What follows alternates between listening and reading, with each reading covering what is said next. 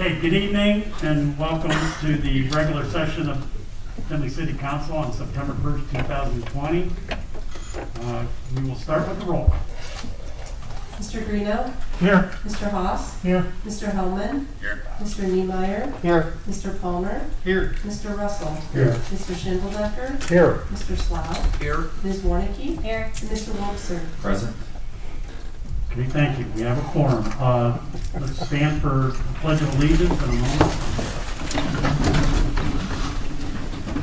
I pledge allegiance to the flag of the United States of America and to the republic for which it stands, one nation under God, indivisible, with liberty and justice for all.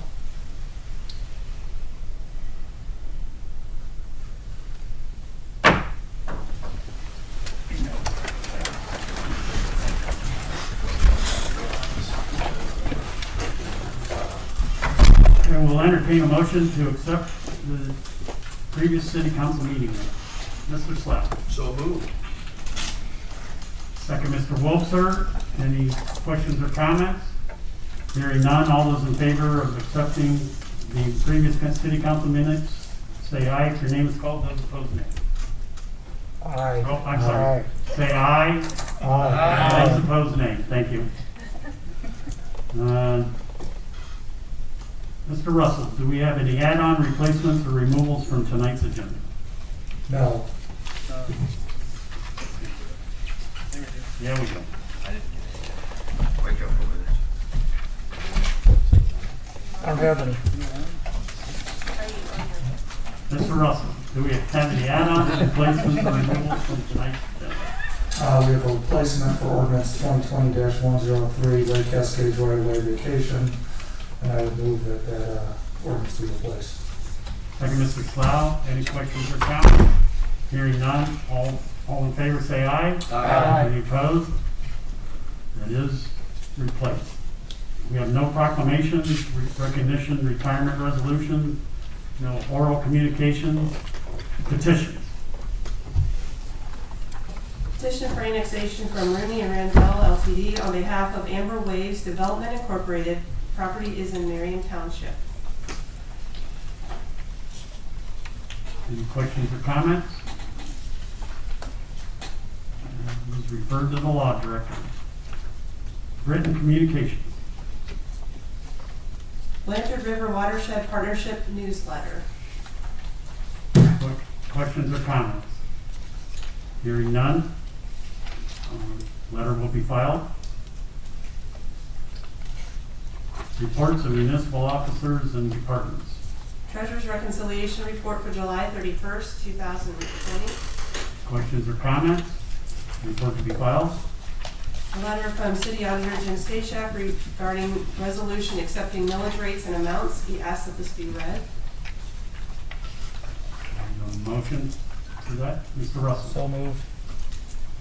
Second, Mr. Palmer. All those in favor that this letter be read, say aye. Any opposed, nay. Letter will be read. County Budget Commission has completed their work and returned our certificate of estimated resources for our 2021 budget.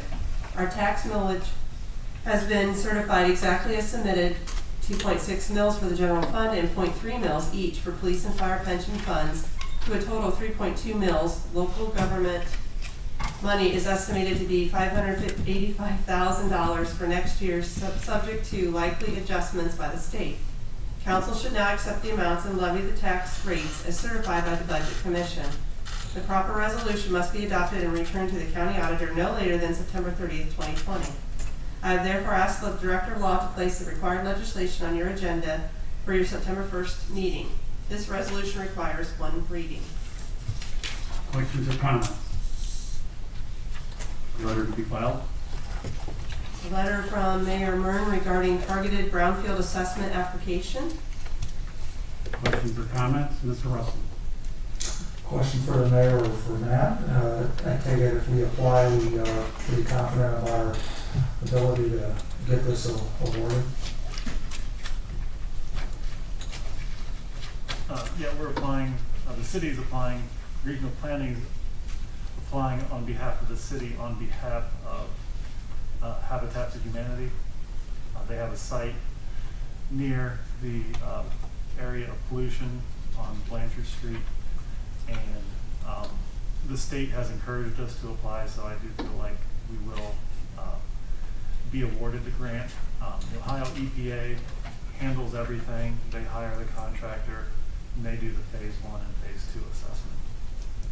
And then remediation falls upon whose shoulders? It does not fall upon the city's shoulders. It is not owned, none of the property is owned by the city of Findlay. The state has also indicated that it does not fall upon Habitat for Humanity's shoulders because they did not cause the pollution. And they've, Wendy McCormick has discussed this issue with her legal team in the state of Ohio. Excuse me. And she indicated that they felt comfortable that they would not be held responsible either. So is that to say we think that the Ohio EPA would in some way help mitigate anything found in this? There are other sources of mitigation funds, brownfield funds. We're looking into those options. The state has indicated that they believe that the site would score well, so we are discussing with consultants on what the path forward would look like. And then a timeline, if you were to, let's say, apply tomorrow, just for kicks and grins, when would you expect to hear back, and then if positive, when would you expect to have phase 1 and 2 completed? The targeted brownfield, the money becomes available at the beginning of October. So my understanding is we'll hear within a week or two of submitting the application. When they actually do the phase 1 and 2, it might be this spring. I think that with the phase 2, there'd be issues with frozen ground over the winter.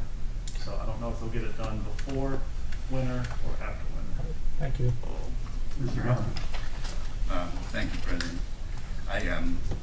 Just in terms of full disclosure, my wife sits on the Habitat board, so I think I'd probably be better to abstain, although I support this 100%. Thank you. Any other questions or comments?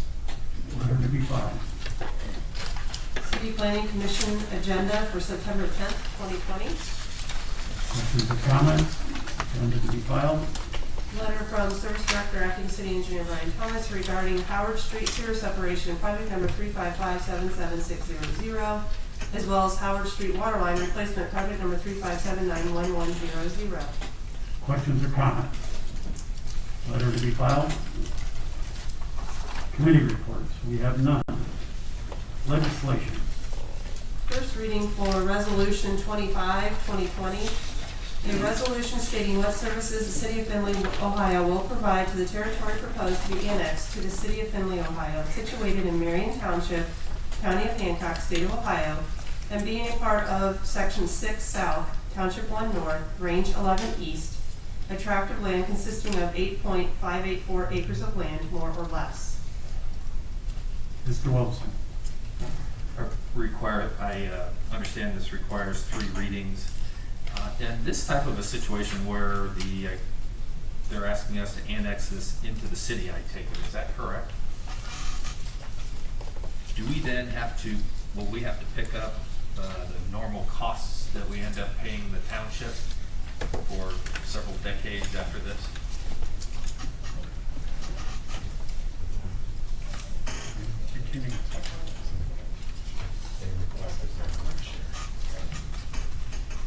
Ms. Mayor. Sorry.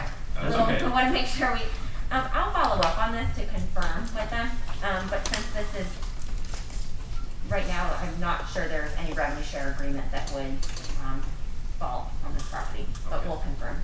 All right, that would be good. And then if we pay it or they pay it. Sounds good. Thank you. Any other? Oh, this is yours. Okay.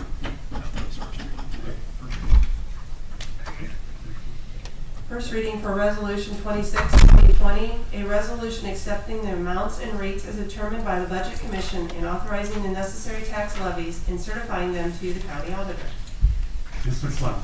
I would move for adoption of Resolution 26, 2020. Second, Mr. Wobser. Discussion. Mr. Wilson. Jim, was there anything you wanted to add on to this besides your letter? All right, thank you. Any other questions or discussion? Hearing none, all those in favor of the resolution say aye if your name is called. Those opposed, nay. Mr. Greeno. Aye. Mr. Haas. Aye. Mr. Hellman. Aye. Mr. Niemeyer. Aye. Mr. Palmer. Aye. Mr. Russell. Aye. Mr. Schindeldecker. Aye. Mr. Slough. Aye. Ms. Warnicki. Aye. Mr. Wobser. Aye. The resolution is adopted. Ordinances. Third reading for ordinance 2020-84. An ordinance authorizing the mayor of the city of Findlay, Ohio to enroll the city of Findlay in the Bureau of Workers' Compensation Group Retrospective Rating Plan and declaring an emergency. Mr. Slide. I would move for adoption of ordinance 2020-084.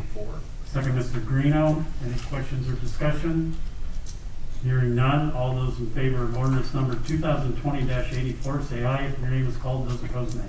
Mr. Haas. Aye. Mr. Hellman. Aye. Mr. Niemeyer. Aye. Mr. Palmer. Aye. Mr. Russell. Aye. Mr. Schindeldecker. Aye. Mr. Slough. Aye. Ms. Warnicki. Aye. Mr. Wobser. Aye. And Mr. Greeno. Aye. The ordinance is adopted. Third reading for ordinance 2020-85, an ordinance appropriating funds and declaring an emergency. Mr. Slide. I would move for adoption of ordinance 2020-085. Second, Mr. Wobser. Discussion. Hearing none, all those in favor of ordinance number 2020-85 say aye if your name is called. Those opposed, nay. Mr. Hellman. Aye. Mr. Niemeyer. Aye. Mr. Palmer. Aye. Mr. Russell. Aye. Mr. Schindeldecker. Aye. Mr. Slough. Aye. Ms. Warnicki. Aye. Mr. Wobser. Aye. Mr. Greeno. Aye. Mr. Haas. Aye. The ordinance is adopted.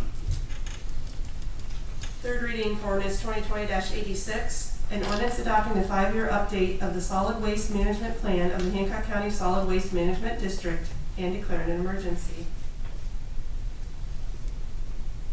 Mr. Slide. I would move for adoption of ordinance 2020-086. Second, Mr. Hellman. Discussion. Hearing none, all those in favor of ordinance 2020-86 say aye if your name is called. Those opposed, nay. Mr. Niemeyer. Aye. Mr. Palmer. Aye. Mr. Russell. Aye. Mr. Schindeldecker. Aye. Mr. Slough. Aye. Ms. Warnicki. Aye. Mr. Wobser. Aye. Mr. Greeno. Aye. Mr. Haas. Aye. And Mr. Hellman. Aye. The ordinance is adopted. Third reading for ordinance 2020-92, an ordinance appropriating and transferring funds and declaring an emergency. Mr. Hellman. I move that ordinance 2020-92 be approved. Second, Mr. Slough. Discussion. Mr. Green. When this ordinance was first came about from the committee, the Water and Sewer Committee, this recommendation was strictly contingent upon the resolution of the bidding issue. And I would like to hear, has that bidding issue been taken care of before we move forward with this? So are you requesting it on the table? Ms. Mayor. Not yet. Aye. So I know that Brian has provided a variety of information as well as the law director has provided information, and from our standpoint, we believe that that issue is not a problem and that we'd be able to move forward. But I think the auditor would like to address that because I haven't quite heard from him on that item yet. It looked like you were jumping up, so did you want to say anything else on it, or did it look good from your standpoint as well? I'd like to address council when it's appropriate. Mr. Wilson. Jim, would you like to address council on this matter? Please. And discuss your perspective on this. Called to the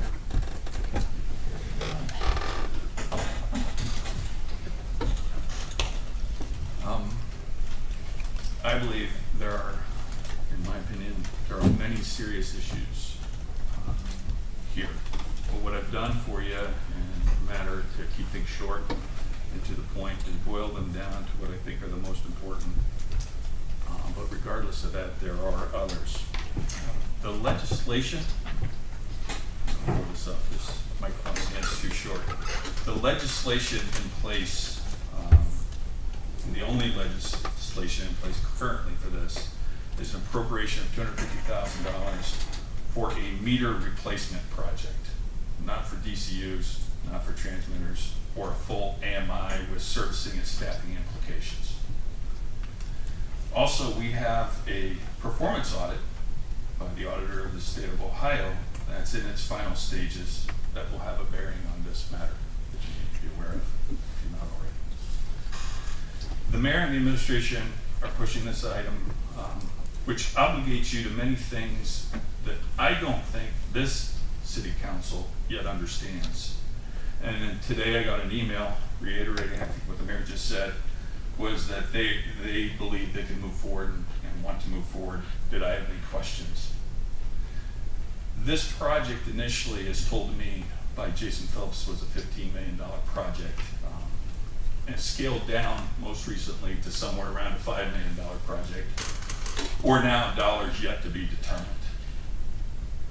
So they released a request for qualifications, and this timeline is important. They released a request for qualifications in October of 2018. They received 4 firms' responses, including a document stating that the requests for qualifications by the city of Findlay were too restrictive. Then the administration at the time, in November of 2018, gave a letter with an intent to award Suez an unspecified contract. As of today, no contract is in place, there's been no PO, and no other agreements in place that we know of. And we learned a couple weeks ago that this was not a bid contract now, it's a design-build contract, which is a statutory process, and none of the documents that have been released up to this point use those words or express the fact that this is a design-build contract. And we're 2+ years later, and Suez has done a lot of work with no contract, no payment, and no fees charged. It makes me wonder why. Okay, that being said, the design-build process is statutory. I can go into that and explain a little more if anybody would like that. But it does not appear that we followed the design-build process. But actually, that's beside the point. It appears the engineering's process has been flawed from the start. In my view, the documents show that the request for qualifications that Suez won was developed improperly. 2 documents from a reputable firm state the request for qualifications was too restrictive, and there are other solutions that are less costly. In my view, the documents show that Adara Bowling from Suez and Jason Phillips from our water department had inappropriate communications, and Suez directly influenced the request for qualifications development at Findlay's request as early as July of 2018. Documents show Jason Phillips and Adara Bowling from Suez began communications as early as July 13, 2018. And as an example, an email dated August 31st, 2018, remember the bid was let or was released, the RFQ in October, provides a 14-point recommendation from Suez. All 14 points are in the request for qualifications released by Findlay that Suez won. So again, the documents show that there were RFQ development discussions between Findlay Water Department and Suez months before we issued the request for qualifications that Suez won. So, we are talking about, over the life of this agreement, where we're headed with what's been done here, millions of dollars, and a process which appears flawed from the beginning, from my view. In my view, at best, Suez had an unfair advantage and other solutions were barred. At worst, this is a completely improper process and has characteristics of re-specifications and potentially collusion. Design-build is a statutory process with an architect engineer and a design-build firm. They can't be the same, and state rules apply regarding the relationships. If Findlay Engineering is the architect engineer, then in my view, they improperly included Suez in the RFQ development process, and the design build process is incomplete. If Suez is the architect engineer, then the request for qualifications development for selection was improper. No contract exists, and there should be one at this point for design. And the next step then would be to issue RFQs and then request for proposals from the qualified design builders. So as the city auditor and the fiscal officer for the city, I do not see how I could execute a contract or pay expenses associated with this project as it stands today. Mr. Hellman. Two things. Jim, we're in the third reading of this thing, and I guess I'm a little bit dismayed and surprised that we're just hearing about this now. Can that be explained? On my part, I could explain that most recently I requested the documents. I sat with Brian, trying to get an understanding, because we just learned a couple weeks ago that this was design build. My office was not aware we were taking a design build approach here. So I asked for a clarification of the process that engineering used. Sat with Brian and talked about it. And rather than say to Brian, did you do this, this, this, and this, I said, Brian, lay out the process you used, and please shoot that to me so I can take a look at it. And then I made a document request last week saying, hey, shoot me the documents in support of what you're saying you did. And then Monday, I got those documents indexed, so I didn't have to index them myself. So I've had 48 hours to review the documents in their entirety that we discussed once I learned that it was a design build process. So the slope's not on my end. Mr. Hellman. I guess following up on that, does Brian or Paul or the mayor want to make any comment to help clarify some of this? Or the law director or somebody? Ms. Mc. So obviously that's a lot of information that the auditor just shared, and I think that the best way to approach this is that I will go back and work with the auditor and come back with addressing each of his bullet points, because the last thing I want is this very important project that's been talked about for quite some time that we need to move forward with, regardless of the outcomes of the audit in the near future, because the performance audit is not going to specifically address the infrastructure and technology upgrades. And so what I would like to do, so that there's no uncertainty about what we're moving forward and the importance of this, and that all the appropriate processes were followed, is the documentation that Brian provided. We will put that together and submit it formally into your packet, so there's no uncertainty that it was shared in its appropriate form. And that we have gone through, as I saw the documentation Brian provided, as well as the timeline that shows how we addressed each of the statutory requirements, as well as the appropriate bidding process and timelines. And so I think that's just the cleanest way to do it, if that's all right with all of you. Mr. Wilson. Mayor, do we have a contract that goes along with this? From Suez or whoever it was that you wanted to do business with? No. We haven't gotten to that point because we haven't had the permission from all of you to enter into a contract yet. So we have been discussing and receiving information from contractors of the selected bid, but we have not entered a contract with them. Mr. Schindler. I'm sorry, Mr. President, I guess I'm trying to understand the process. If we didn't have a contract.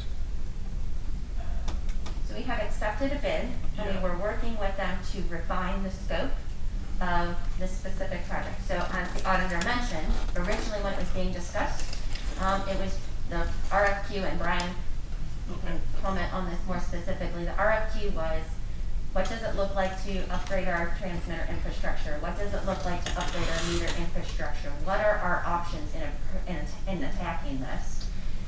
And originally, if you say, hey, yeah, we're going to go through and replace everything all at once, that could be $15 million. Okay. But that's obviously not the only option. And so as we went through the process, what was refined and what we said is, okay, we know we have 300 some transmitters that are not working appropriately now. We know that they go bad over time. The transmitters that we would like to move forward allow us to not only use those on our current meters, but also adjust them over time as we upgrade the meters that have also gone bad. And so that is now why we've gotten it down to, it's about $500,000 in the near term that we need to upgrade just current hardware. I was like, what's it called? Hardware that is not working appropriately. And then our goal is, rather than going through and upgrading, just a section of town at a time or anything like that, is just replacing them as they go bad, kind of in normal maintenance mode. This project obviously originally came up because of our concerns specifically around, I'll talk about the transmitter specifically, 2G going away. That's no longer going to be managed. Once the 2G network goes down, they are no longer supporting it. So we're having to upgrade our technology to be able to do that. But it's kind of an uncertain time. So we need something that can support our current system as well as then handle the new technology. So I know it's been a confusing process throughout, and I know it's been a long discussion. So I think that, again, I want to make sure that everybody, all the I's are dotted and T's are crossed, and there's no uncertainty. I don't want this to be a controversial thing. This is normal maintenance of our infrastructure that we need to be doing. And it's something that we need to move forward with. And I'll grab this real quick. Your mic's on.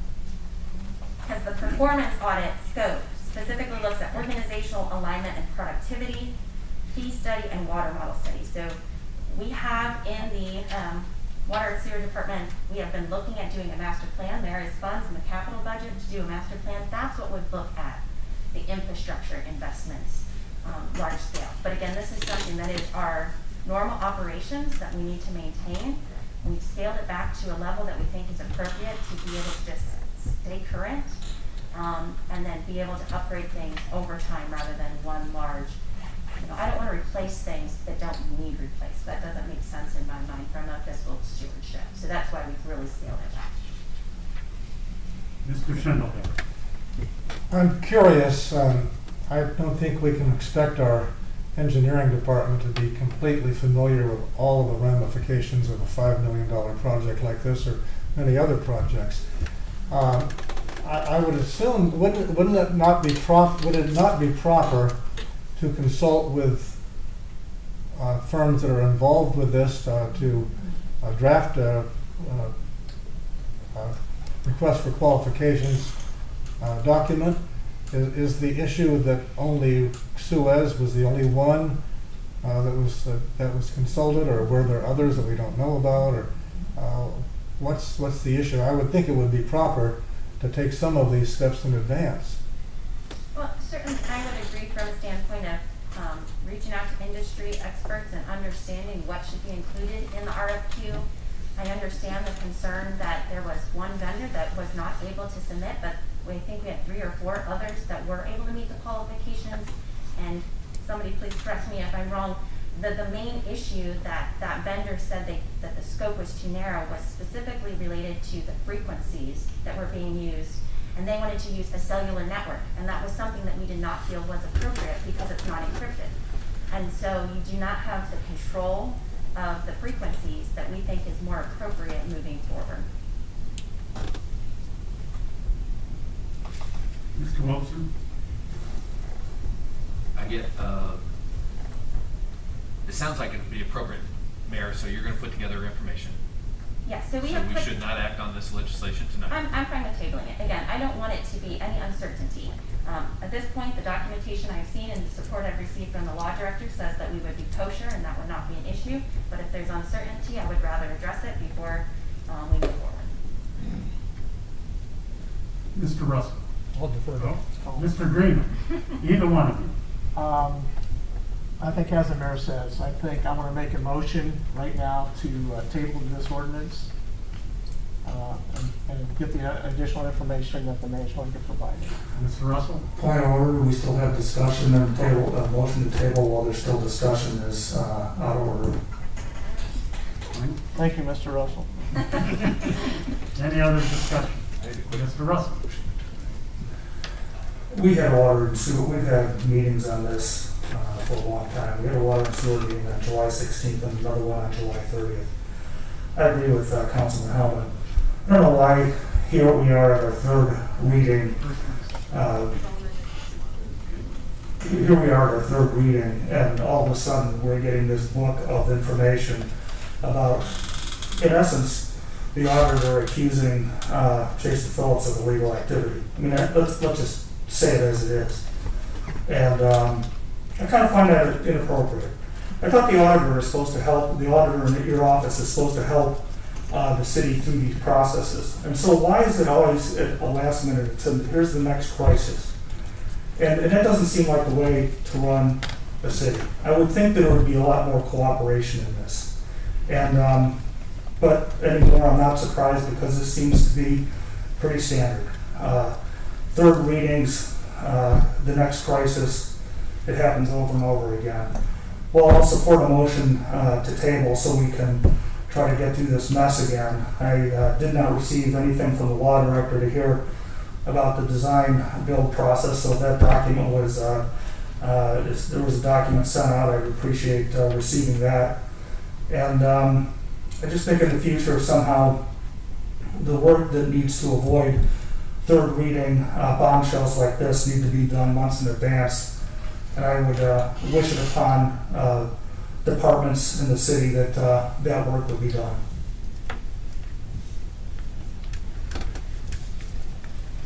Mr. Station.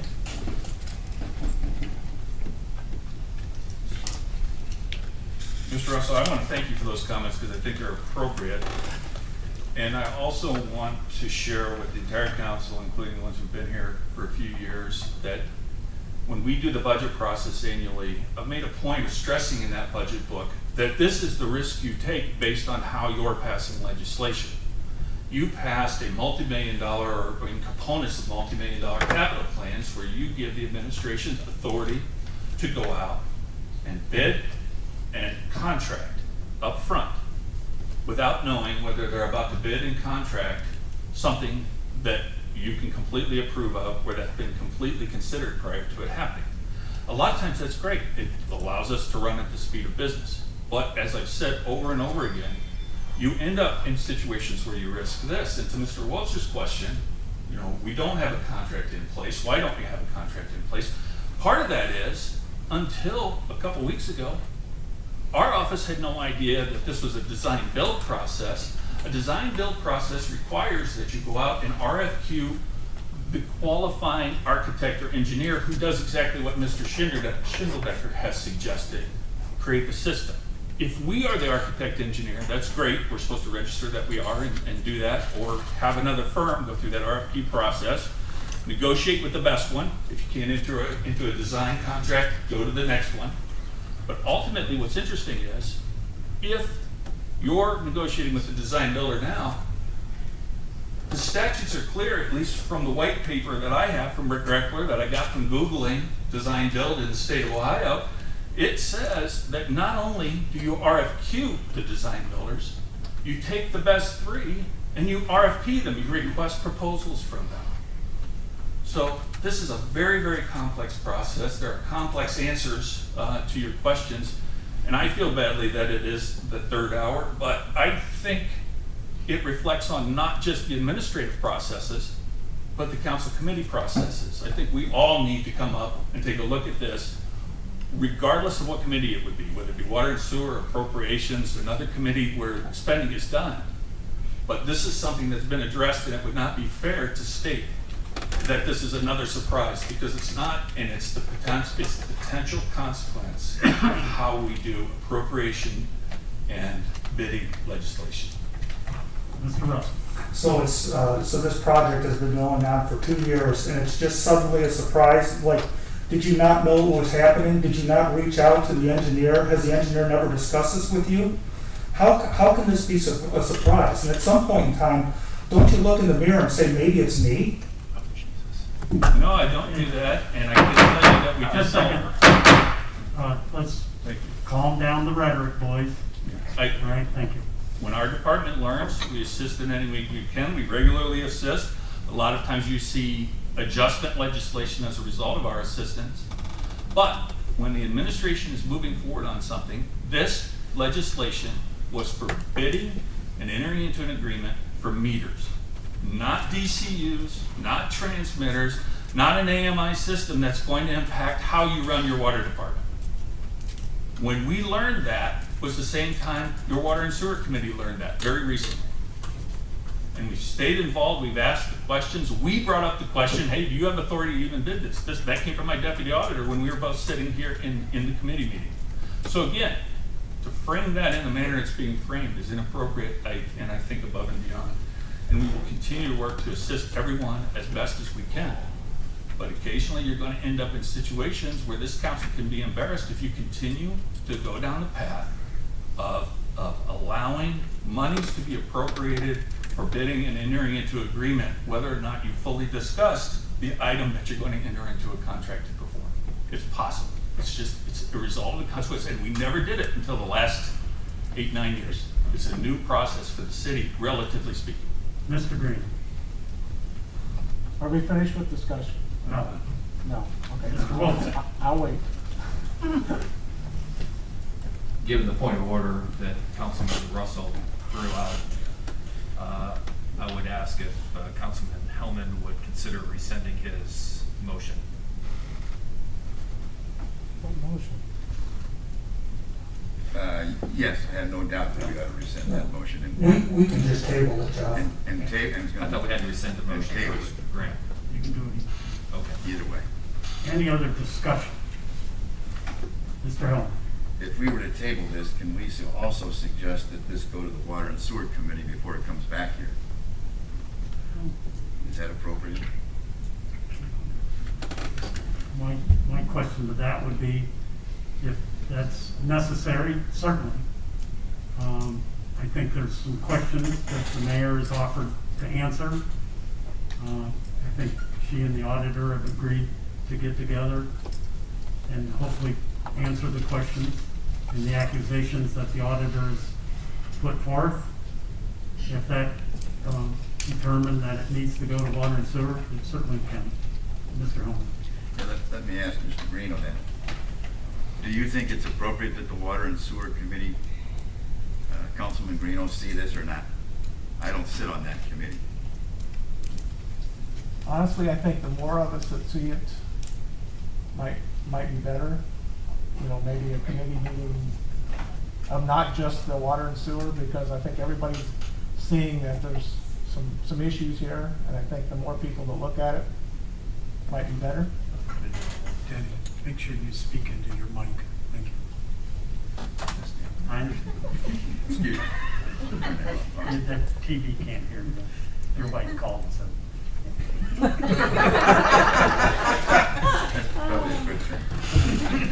My wife called and said she could. Mr. Green, I'll give you your answer then. Okay, Mr. Wilson. I would agree with Councilman Greeno that this come back to the full council at this point. I think we're all aware of the situation, and I would, for one, even go back to water and sewer, I'd still like a full accounting of what's happened. So I'm not sure we save any time, but I would leave that up to the chairman.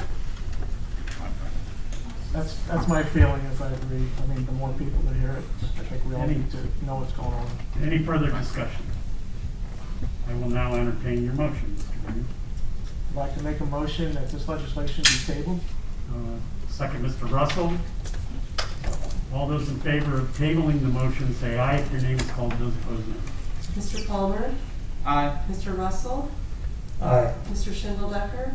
Aye. Mr. Slough? Aye. Ms. Warnicki? Aye. Mr. Wobser? Aye. Mr. Greeno? Aye. Mr. Haas? Aye. Mr. Hellman? Aye. And Mr. Niemeyer. Aye. Ordinance 2020-92 is tabled. Second reading for ordinance 2020-95, an ordinance appropriating funds and declaring an emergency. Mr. Russell? Move the council statutory rules be suspended and this ordinance be given its third reading. Second, Mr. Greeno. All those in favor of suspending the rules of council, say aye. If your name is called, those opposed, no. Mr. Russell? Aye. Mr. Schindeldecker? Aye. Mr. Slough? Aye. Ms. Warnicki? Aye. Mr. Wobser? Aye. Mr. Greeno? Aye. Mr. Haas? Aye. Mr. Hellman? Aye. Mr. Niemeyer? Aye. And Mr. Palmer? Aye. The rules of council have been suspended, and the clerk will give us its third reading. Ordinance 2020-95. Mr. Russell? Move for adoption of ordinance 2020-095. Second, Mr. Hawes. Discussion. Hearing none, all those in favor of the ordinance say aye if your name is called. Those opposed, nay. Mr. Schindeldecker. Aye. Mr. Slough. Aye. Ms. Warnicki. Aye. Mr. Wobser. Aye. Mr. Greeno. Aye. Mr. Haas. Aye. Mr. Hellman. Aye. Mr. Niemeyer. Aye. Mr. Palmer. Aye. Mr. Russell. Aye. Ordinance 2020-95 is adopted. Second reading for ordinance 2020-96, an ordinance appropriating funds and declaring an emergency.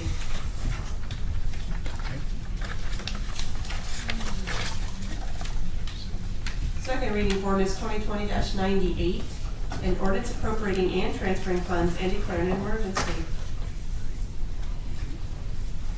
Second reading for ordinance 2020-99, an ordinance authorizing the service director and/or city engineer of the city of Findlay, Ohio to advertise for bids and enter into an agreement or agreements for the Martin Luther King Parkway Improvements Project Number 328-03100, as well as the Ohio Department of Transportation Fiscal Year 21 Resurfacing Project Number 328-01400, appropriating and transferring funds and declaring an emergency. Second reading for ordinance 2020-102, an ordinance amending chapter 1100 at SEC of the codified ordinances of the city of Findlay, Ohio, known as the zoning code, by rezoning the following described property, referred to as 1028 and 1030 Hurd Avenue rezone, which previously was zoned R1 single family low density to R2 medium density. Second reading for ordinance 2020-103 as amended. An ordinance vacating a certain portion of a certain right-of-way, hereinafter referred to as Lake Cascades Parkway Vacation, in the city of Findlay, Ohio. First reading for ordinance 2020-104, an ordinance authorizing the mayor of the city of Findlay, Ohio to apply for the Ohio Environmental Protection Agency's Targeted Brownfield Assessment Program on behalf of the city of Findlay, and to sign all necessary agreements and declare an emergency. Mr. Russell? Because this does not require money from the city of Findlay, and to help our friends at Habitat for Humanity, I would move that ordinance, the council statutory rules be suspended in ordinance 2020-104 be given its second and third reading. Second, Mr. Greeno. All those in favor of suspending the rules of council, say aye if your name is called. Those opposed, nay. Mr. Slough. Aye. Ms. Warnicki. Aye. Mr. Wobser. Aye. Mr. Greeno. Aye. Mr. Haas. Aye. Mr. Hellman. Abstain. Mr. Niemeyer. Aye. Mr. Palmer. Aye. Mr. Russell. Aye. Mr. Schindeldecker. Aye. Rules of council have been suspended, and the clerk will give this its second and third reading.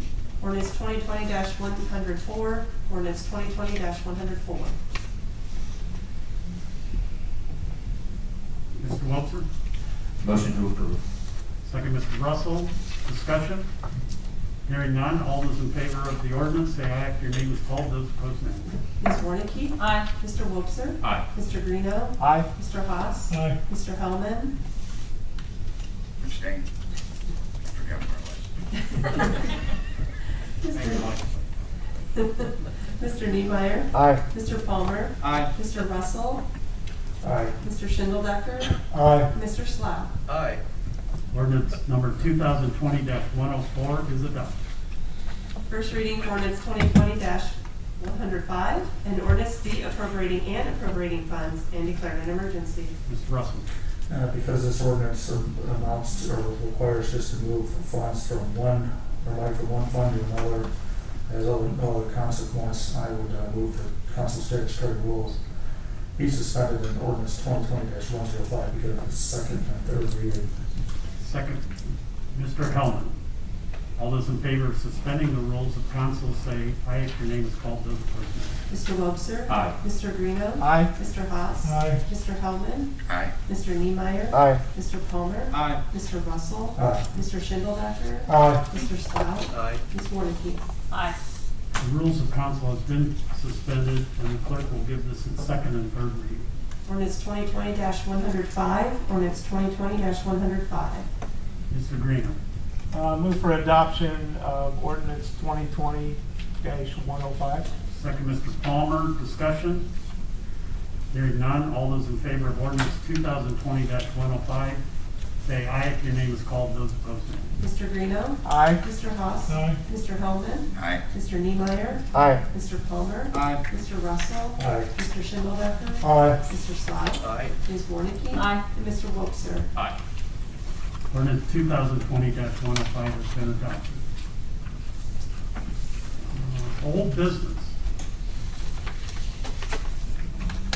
New business. Mr. Russell. Well, the rezone postcards went out, and I started receiving calls and emails quite early about it. It also has been a topic on at least the next door app that for the neighborhood that I'm associated with. Matt or the mayor, to the thousands or millions watching us on YouTube, would you care to give some comments about the rezone effort and why it is a good thing for the citizens of Findlay? Mr. Cordonier. So you want to spend the next half an hour talking? As you all know, we've been working on updating the City of Findlay zoning map for the last several years. We were well into the process when COVID-19 hit. When we last left the situation this spring, the Planning and Zoning Committee felt good about the process, but they wanted us to reach out to the community. As part of our reach out to the community, we sent almost 7,000 postcards to those who would be affected. Within the postcard, it specifically states their address, their parcel number, what their current zoning is, and what their proposed zoning would be. And then there's a phone number for them to contact our office. Judy Scrimshaw, Jacob Mercer, and myself have been fielding phone calls almost constantly, both today and yesterday. I'd say 90% of the phone calls, the people are concerned about what's going to happen and they're asking for clarification. 90% of those phone calls, they leave satisfied and happy, and I think with a good understanding of the process. The other 5 or 10% probably still have some concerns. We explained that all the proposed changes that I've personally worked on, we see them as a benefit to the property owner. We're trying to match up the proper size lot with the proper size zoning classification. We're also fixing, we have about 1,000 to 1,200 single family homes that are zoned commercial or light industrial. Commercial and light industrial do not allow single family homes. So when they go to sell those properties, when the banks do their due diligence, it puts up a red flag, and it sometimes slows down the process, if not ruins a sale. So those letters have gone out, and I really think that each change is to the benefit of the property owner. If they're going from R2 to R3, they're gaining more developable land on their site. On R2, you can only develop 33% of your property. R3, you can develop 50% of your property. The side yard setbacks are smaller so that that property owner can utilize more of their property. To Tom Schindledecker's big concern, of the approximately 200 phone calls we received in the last 2 days, one person has reported that they didn't want to go from A residential to B residential. Only one person has mentioned that. So all in all, I'm very pleased. I'm pleased with the number of phone calls, and I'm pleased with the results when we discuss it with the residents. Yes. Mr. Schindledecker. There's no secret that I have some concerns about this. I'm also realistic enough to consider that the chances of this being passed are probably better than 50-50. And I do want to commend you for holding off because of the virus and so forth. And I realize, time goes on and time goes on. However, I'm concerned that there will not be an opportunity for an in-person hearing on this. If you recall, when we had the Blanchard Street project, and again, I was on the wrong side of that issue, this room was almost, you could hardly move. There were so many people. I'm not going to ask that this timetable be changed to allow for an open in-person meeting. However, I would hope that we would be flexible enough that if, depending on what kind of response we get, that we would at least consider holding off on actually passing this until we could have an in-person meeting. I think that would be important. Ms. Mayor? Guys, I'll go behind you. I just wanted to comment on that real quick. So one thing, we are having a virtual public meeting as well as it will be recorded and online. And Matt and I had discussed previously if we had substantial issues. One, they are available for one-on-one meetings, which we think is more productive anyways because each property is unique. As well as then we're going to put a number of articles or reports out on our website as well as in the newspaper explaining the differences and how they can contact and ask questions.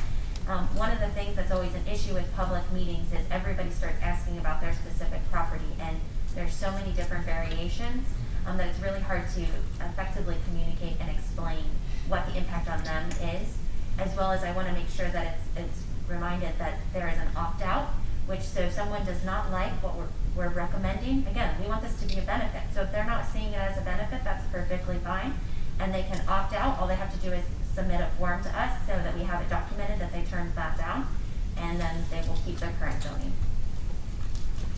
Russell? Mr. Cordonier, will this change result in any, the change in any lot sizes? It will not, we are not changing any property lot sizes. I think you're getting the same phone calls that I do. I'm asking you the questions that I'm hearing. So will this change what I can build on my lot? So if I am R1 now, when I switch to R2, does that mean I'm going to have apartment complexes or condos for the new McDonald's as my neighbor? No, the R1 district and the R2 district have the exact same uses.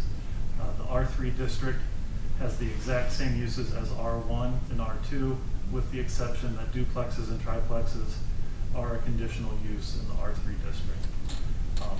This will not change the property size. We are not taking anyone's property away.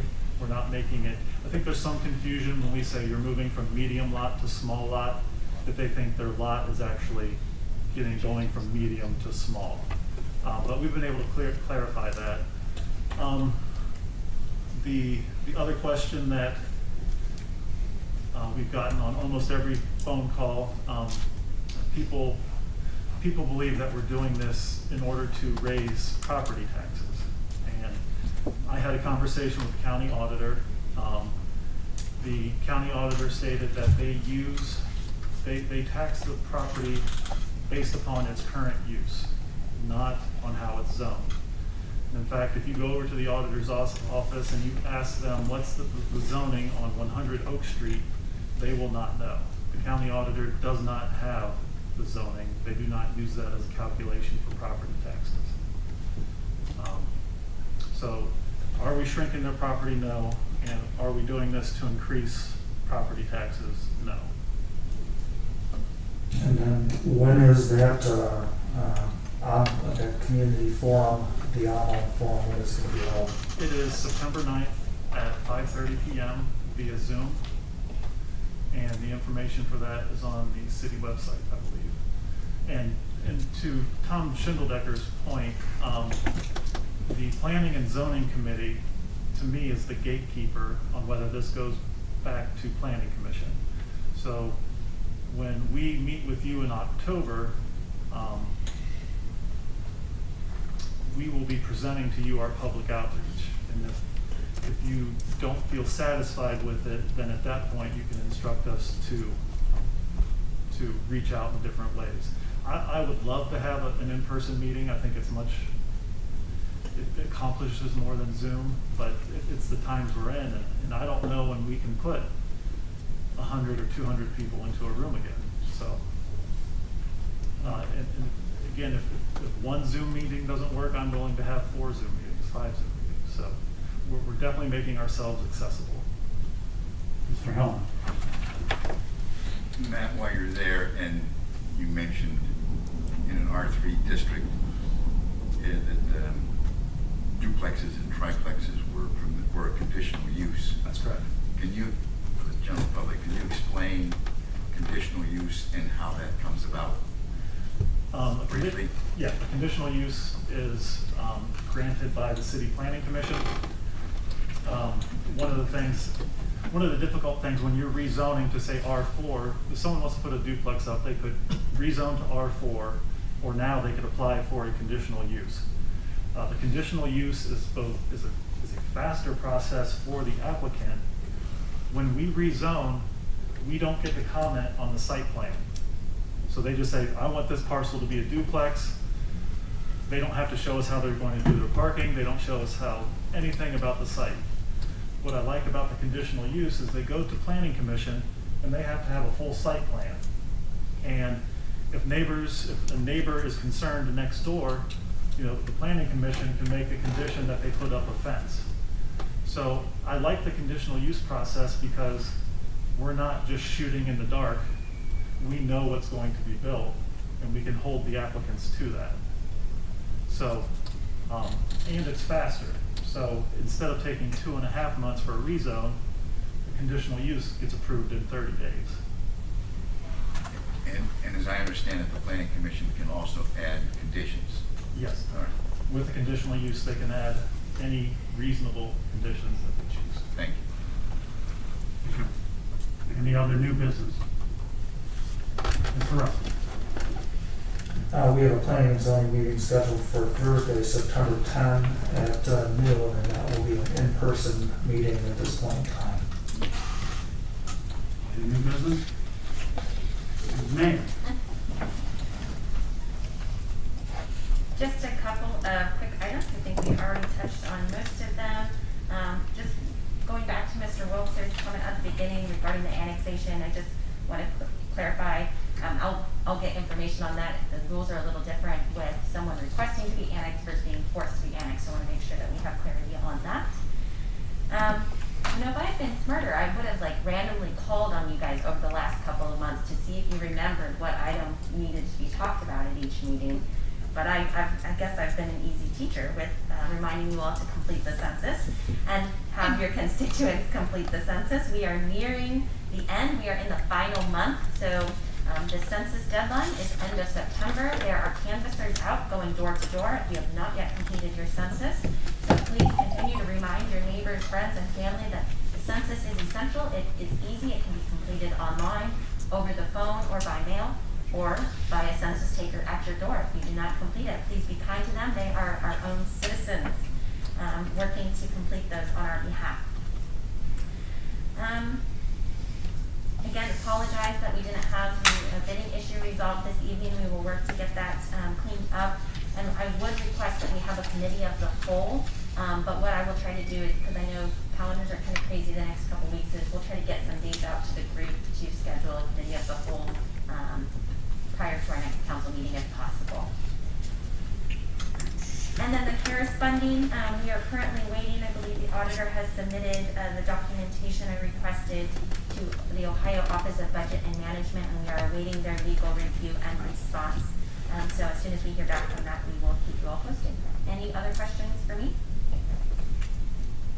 Thank you. Thank you. Any other new business? Hearing none, I'll entertain a motion to adjourn.